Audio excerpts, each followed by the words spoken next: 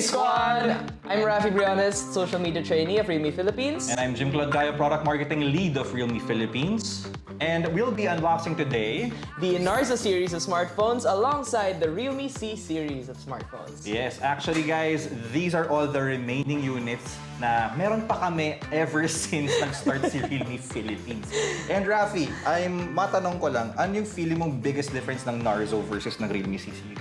Well, of course, unang-una yung kulay. Kulay pala ng box, iba na yung branding. Based sa experience ko and like dito pa lang sa company, I can tell na Narzo is very gamer-centric. Tama ka doon. And the Realme C series naman guys, is actually the entry level ni Realme.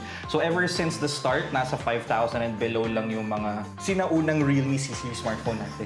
Actually, yung unang lumabas was Realme C1 and that was when Realme Philippines debuted in the Philippines.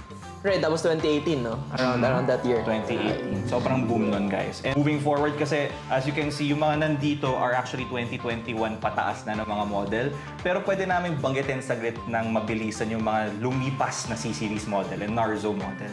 So, Rafi, when you say Narzo or Realme C-Series, what first two phones ever did you hear about in your life before you joined Realme?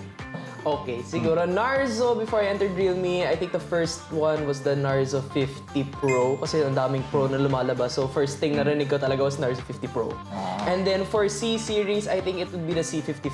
C55? Yeah, medyo late na pero C55. Okay. Ako naman, si Narzo actually, when I debuted here sa Realme, as in yung first hiring date ko. Debut? yung first hiring date ko, parang within 2 days, nilaunch na namin yung Narzo 20.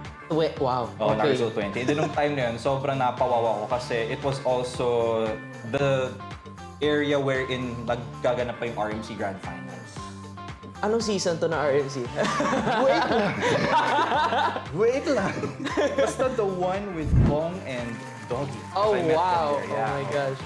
The one with that grand fist bump. Kasi yung Narzo 20. Narzo Wow, 20. okay. And then, aside from that naman, pag C-Series ang usapan, ang una kong narinig ever since was C11. Oh, wow. Oh, C11 kasi was nagiging tradition before na magkakaroon ng parang C-Series low, C-Series mid, C-Series high. Right, I think, right. well, since Rafi joined here, na-educate na rin namin siya na may ganung tiering kasi sa Realme C-Series. Okay, so Narzo 20 was actually the first one released in November of 2020. And then, following that, in the next year, the first quarter, Okay. we also released Narzo 30A. We actually called it a limitless gaming monster. That was followed afterwards, toward the end of the year naman of 2021, by this bad boy right here, the one in the middle. Yes. Uy, this one. So, si Narzo 50i. Oh, feel the power. Yung tagline niya pagbukas. Yep. You get gaming-centric specs for a price that won't break the bank. So that's a Narzo 50i, octa-core processor, and then 5,000 mAh battery, 10-watt charging. After that, sinundan natin yan ng Narzo 50A. Narzo 50A. Narzo 50A. Uy, Helio G85. Helio G85 naman this. Narzo 50A, guys, was actually released, I think, first week of November. So we did a live unboxing of this dyan lang sa corner sa office. And then it was also very good. One, why? As you can see, may smartphone case na siya sa loob in terms of the box. And then, sobrang aesthetic na rin niya kasi very gamer-centric yung pagkaka-design niya. So there is a diagonal print design here and then of course a solid one here. But the one that makes it stand out from the rest, guys, kasi is the camera module that houses ng palihim or discreetly yung fingerprint Sensor. Yun nga, napansin ko agad. May fingerprint sensor siya agad sa likod. Yes, very, very noticeable siya. Not to mention, this actually only still retails for less than 8,000 pesos if it's still available in the offline stores natin. Half a year later, came out the Narzo 50 Series 5G. All three of these smartphones Ayun. right here. Si Narzo 50, 55G, and 50 Pro 5G were actually released around July of last 2022. And then these were also quote-unquote game changers. Narzo is actually your gaming line or the more budget-friendly line of Realme when it comes to sort of a tier na medyo tatapat kay number series ni Realme. It actually also established the first 5G smartphones of Narzo. At nasa 10,000 ka, mapas nasa 12,000 range or nasa 15,000 range yung budget mo, kaya mo nang mag-fast charging within less than 2 hours. So 1 hour and about 10 minutes to 20 minutes per phone to. Per phone, wow. Per phone to. But gaming-centric again because the processor of this is actually Sige, Rafi, go. Ayun, the Helio G96. Helio G96.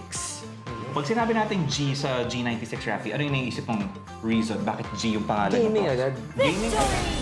Gaming agad.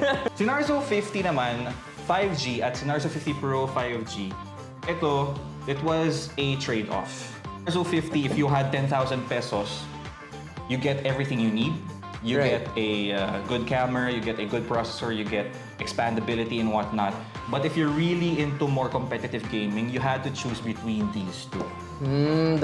Kaya may difference ang 55G and 50 Pro 5G. So si Narzo 50A 50A Prime Prime. naman, this came around silently naman. Uy. And the next phone after this one also came around silently. Kasi si 50 series na 50, 55G and 50 Pro 5G were really literally given a big announcement in July of 2022. And si Narzo 50A Prime naman on the other hand was given a more silent, discreet treatment. See, yung design language niya is still similar to all of the Narzo 50 series that we released or talked about just now. All of the design language is still there, still in terms of speed and power, pero this time a little more aesthetic. As you can see, cleaner, minimal. The camera module is also mas malinis. Clean Actually, na yeah, mas malinis. mukhang modern talaga. May outline pa siyang, may outline pa siya dun sa camera module itself. Exactly. Tapos glossy pa yung back. It's a no-brainer also. I keep on saying no-brainer kasi nga quality sulit tong si Narzo, guys. So guys, si Narzo 50i Prime. Rounded camera. Rounded camera is actually, it's the successor of the Narzo 50i, and as you can see, mas modern na yung take niya, pero this phone was released with a price tag of 4,999 pesos. Before we move on to the C-series, no, one thing to mention talaga dito sa lahat ng mga phones ng Narzo, malaki yung display. I know it's a minor thing, pero pag pero when you're gaming competitively or imagine COD M, masyado maliit. If you're playing on a smaller screen, medyo mahirap makita yung mga players, mga kalaban. Exactly. So pero pag ganito kalaki yung screen mo, nako, pag hindi mo nakita yung kalaban, skin issue. Pero ayun, for the price, all of these phones, really good talaga. As in, ang ganda pa ng design. Ang ganda pa rin. Actually, no bias din. No? Hindi siya dahil taga-realme kami, Correct. but it's more of, nakikita kasi namin yung progression.